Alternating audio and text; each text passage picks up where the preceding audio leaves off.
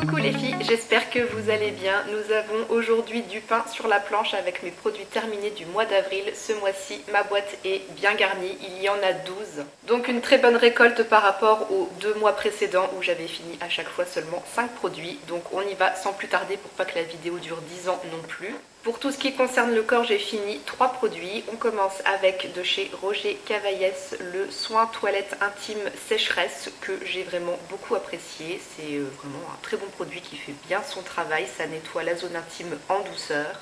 Pendant tout le temps où je l'ai utilisé, j'ai vraiment eu très peu d'épisodes d'inconfort ou de gêne à ce niveau-là. Donc ça fait vraiment bien le travail. Le flacon pompe est très pratique, c'est une bonne contenance qui dure longtemps. J'avais pris ça sur Beauté Privée à moindre coût, donc vraiment très bon rapport qualité-prix et je pourrais être susceptible de racheter. Ensuite, de la marque Neutraderm, j'avais acheté ça en parapharmacie, c'est le gel douche micellaire dermo apaisant. Anti-inconfort et échauffement, c'est un pH neutre pour la peau et j'avais acheté ça au mois de décembre après m'être fait un tatouage. Le tatoueur m'avait dit d'acheter un gel douche au pH neutre pour nettoyer ma peau le temps de la cicatrisation du tatouage. Et du coup je m'étais dirigée vers celui-là parce que je crois que c'était un des moins chers que j'avais trouvé dans la parapharmacie où je suis allée. J'en attendais pas grand chose, mais franchement j'ai plutôt bien aimé me servir de ce produit, même après que mon tatouage est vraiment bien cicatrisé. Il a quand même une odeur un peu de propre, une odeur assez fraîche qui est vraiment très sympa. Avec une fleur de douche, il moussait vraiment très très bien, ça faisait une mousse plutôt sympa et agréable à utiliser. Ça n'asséchait pas la peau, ça nettoyait bien sans créer d'inconfort après la douche. Ils disent qu'on peut l'utiliser aussi sur le visage. J'ai testé 2-3 fois avec une éponge konjac et c'est vrai que ça fait bien le travail aussi, ça nettoie bien sans agresser la peau. Quand je sortais de la douche, j'avais pas la peau échauffée ou qui tiraillait ou rouge. Donc non, vraiment c'est un très bon produit. Après de là à aller le racheter, je sais pas, je crois que je l'avais payé 3,50 € à peu près en parapharmacie. Pour le corps, je pense pas que je rachèterais parce que je préfère quand même des gels douche un peu plus parfumés, un peu plus sympas. Mais je me dis qu'en nettoyant visage, avec la grosse contenance de 200 ml, du coup pour un nettoyant visage, ça durerait vraiment très longtemps, ça serait un bon rapport qualité-prix. Donc si j'ai besoin de me racheter un nettoyant pour le visage et que je sais pas trop quoi prendre, pourquoi pas reprendre ça éventuellement. Dernier produit de cette catégorie corps, c'est un gommage pour les pieds de la marque Postquam que j'avais acheté sur Beauté Privée. C'est le Peeling Fit dans la gamme Pedicare. Donc un peeling exfoliant aux perles de jojoba. Bon, je vais avoir un peu de mal à vous donner un vrai avis parce que les soins des pieds, les gommages pour les pieds, je n'en fais pas assez souvent. J'ai mis plusieurs années pour finir ce produit, donc c'est dire à quel point je m'en sers peu. Et si j'ai mis beaucoup de temps à utiliser et terminer ce produit, c'est aussi parce que je n'ai pas trop aimé le principe d'utilisation. C'est en fait une pâte vraiment très très épaisse avec donc les petites perles de jojoba, les petits grains qu'il faut du coup étaler sur son pied et laisser poser pendant une dizaine de minutes je crois. Non, c'est marqué 5 minutes. Donc il faut appliquer la pâte sur les pieds secs, laisser sécher pendant 5 minutes et ensuite rincer à l'eau en faisant des mouvements circulaires pour exfolier. Et moi le fait de devoir laisser sécher pendant 5 minutes, je trouve pas ça pratique parce que du coup je me mettais assise sur le rebord de la baignoire avec les pieds dans la baignoire pour laisser poser ça, donc c'est quand même pas très confortable. Mais après niveau efficacité, je pense que ça marche quand même bien puisque quand j'utilisais ça, du coup après je faisais aussi un petit coup de râpe, je râpais mes pieds avec ma râpe métallique là pour enlever les peaux mortes et c'est vrai qu'elle s'élimine beaucoup plus facilement quand j'avais utilisé ce produit là avant. Mais ça vous redonne pas des pieds de bébé non plus en une utilisation.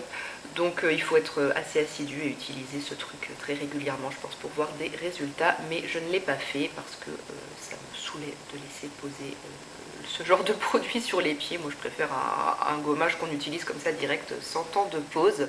Donc voilà pour ce produit qui je pense fait son travail mais que je ne rachèterai pas.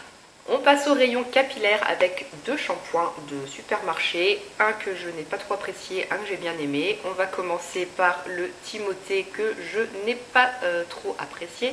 C'est le shampoing hydratant et repulpant pour cheveux secs et déshydratés au lait de coco et aloe vera. Donc du coup il a une petite odeur de coco, c'est assez sympa.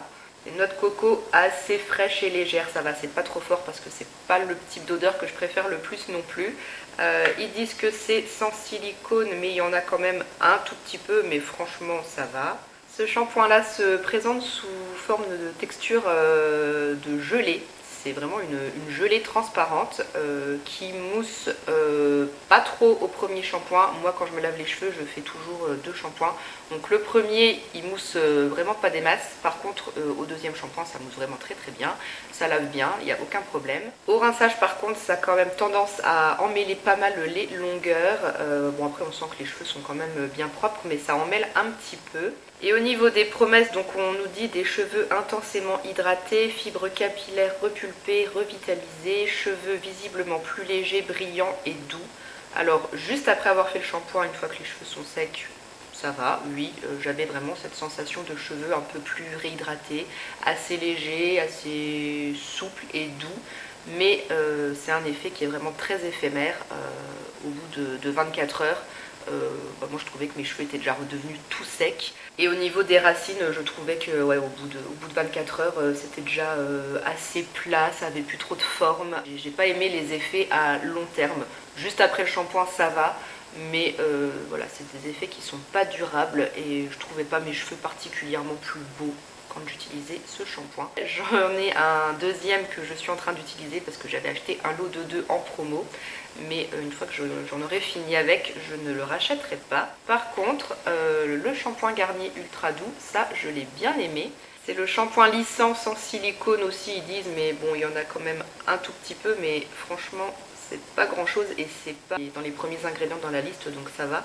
C'est donc le shampoing lissant infusion d'eau de riz et amidon pour cheveux longs, repulpe instantanément, cheveux lisses et ultra brillants pendant 72 heures. Alors pour l'odeur, celui-là, je ne saurais pas dire ce que ça sent. Parce que bon, l'eau de riz et l'amidon, je ne sais pas trop quelle odeur c'est censé avoir, mais bon, ça sent bon. Mais je ne saurais pas dire exactement ce que c'est. Ce shampoing-ci, par contre, il mousse vraiment très bien. Même dès le premier shampoing, c'est vraiment déjà pas mal. Il n'y a vraiment pas besoin d'en mettre beaucoup. Donc il m'a duré, je pense qu'il m'a duré plus longtemps celui-ci que le Timothée où je mettais une plus grosse quantité quand je me lavais les cheveux. C'était vraiment agréable de masser son crâne avec ce shampoing. Il lave vraiment très très bien. Au rinçage, il s'élimine facilement et il emmêle beaucoup moins les longueurs que l'autre. Je l'utilisais en plus avec l'après-shampoing qui va avec et que j'ai terminé il y a quelques jours, mais du coup que vous le verrez dans mes produits terminés du mois de mai. Et le combo des deux, franchement, c'est vrai que ça me donnait des cheveux plus doux.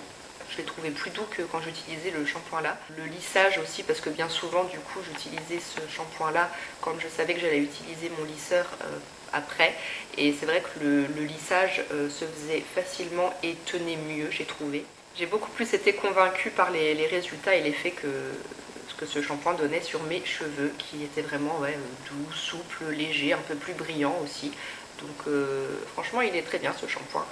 J'en ai encore aussi un deuxième que j'ai pas entamé parce que j'avais acheté un lot de 2.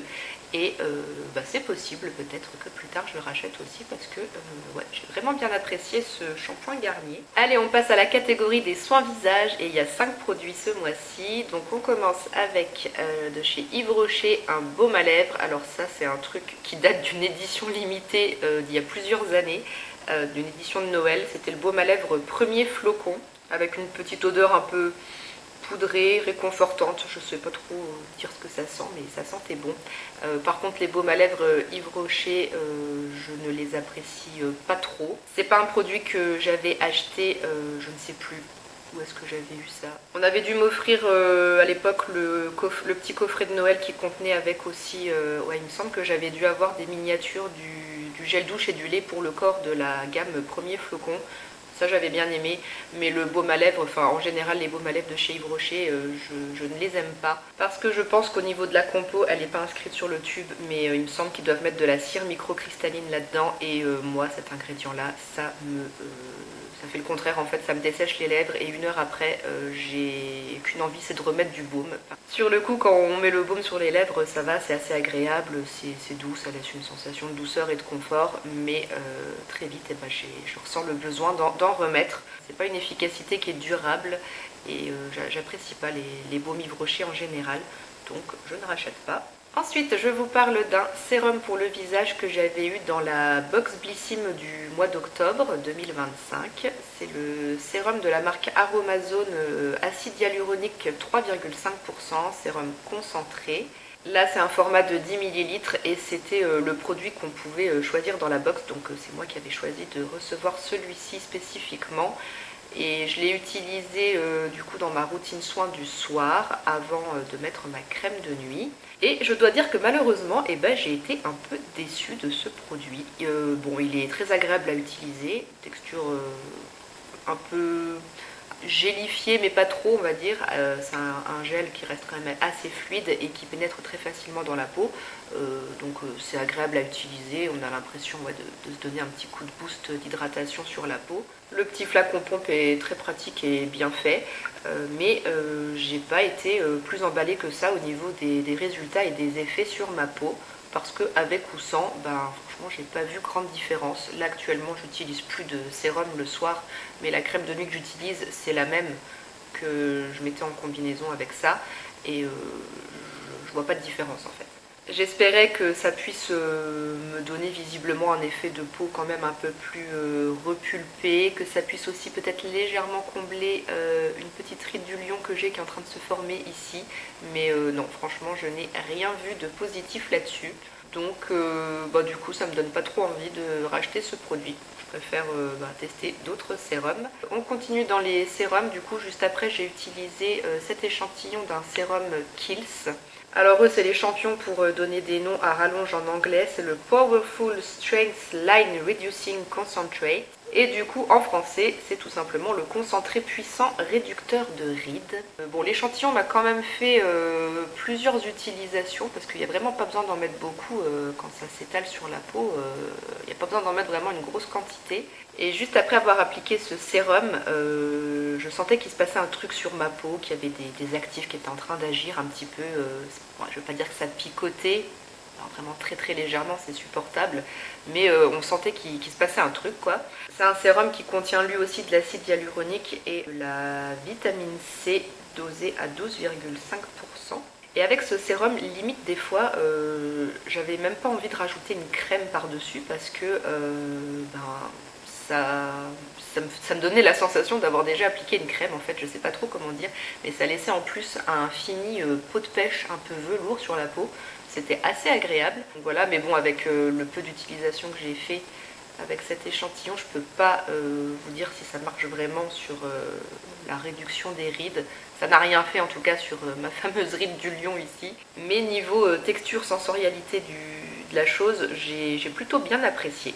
Donc voilà, je sais pas si je rachèterai, mais ça faisait quelques temps que ça traînait ça, donc il était temps que je m'en serve, à voir plus tard. Bon, les produits qu'ils se sont pas donnés. Ensuite, on va parler d'un contour des yeux de la marque Neutrogena. C'est le contour des yeux Hydro Boost que j'ai beaucoup aimé.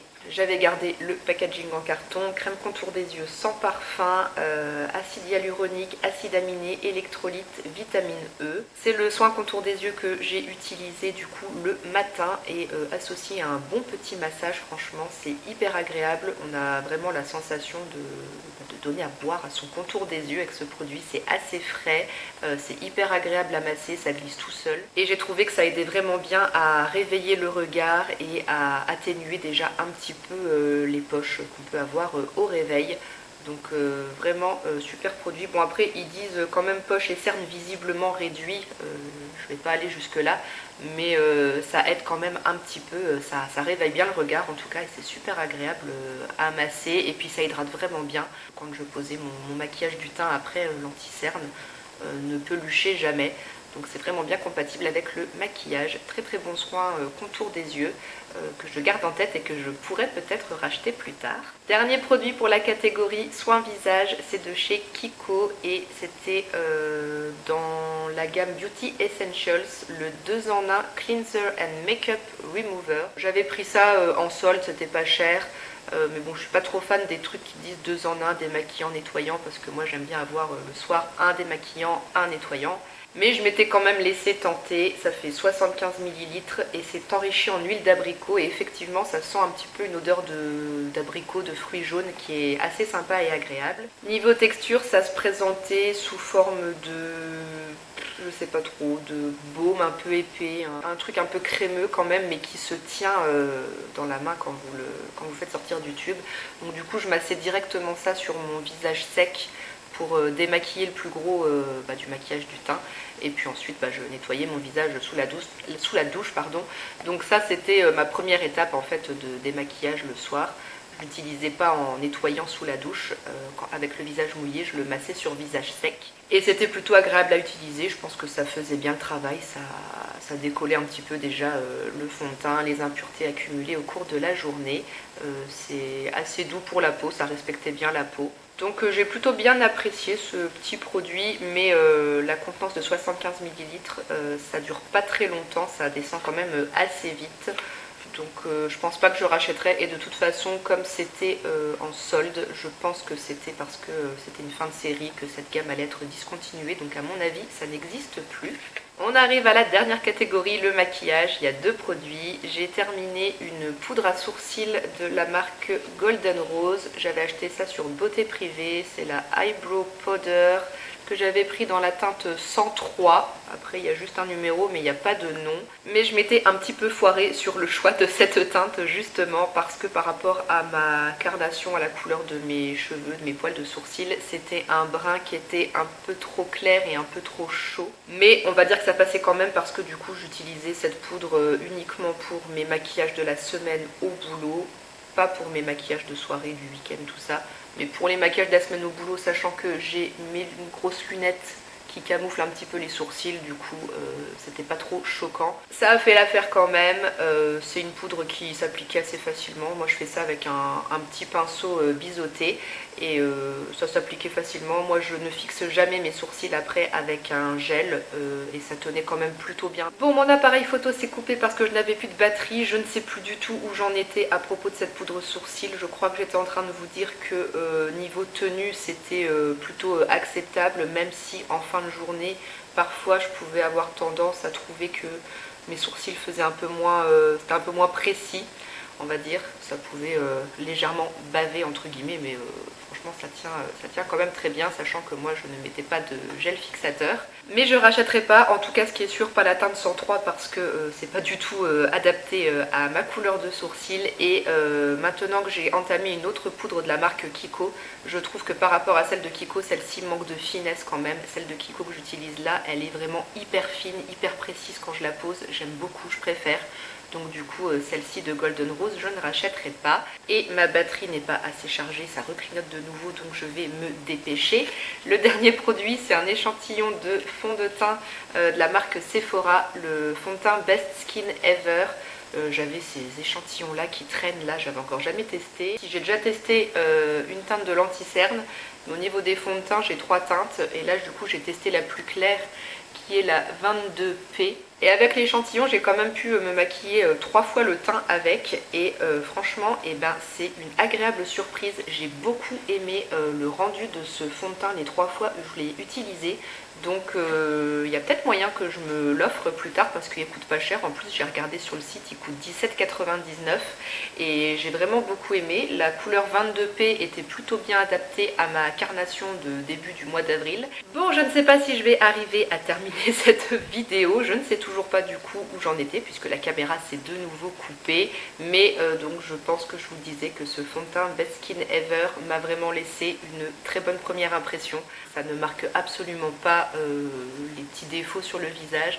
C'est un fond de teint qui est fin, qui se pose facilement, qui avait une bonne tenue avec une poudre, vraiment très agréable et confortable à porter, on ne le sent pas, le fini fait naturel, ça ne plâtre pas, ça plombe pas le teint, donc franchement agréable surprise.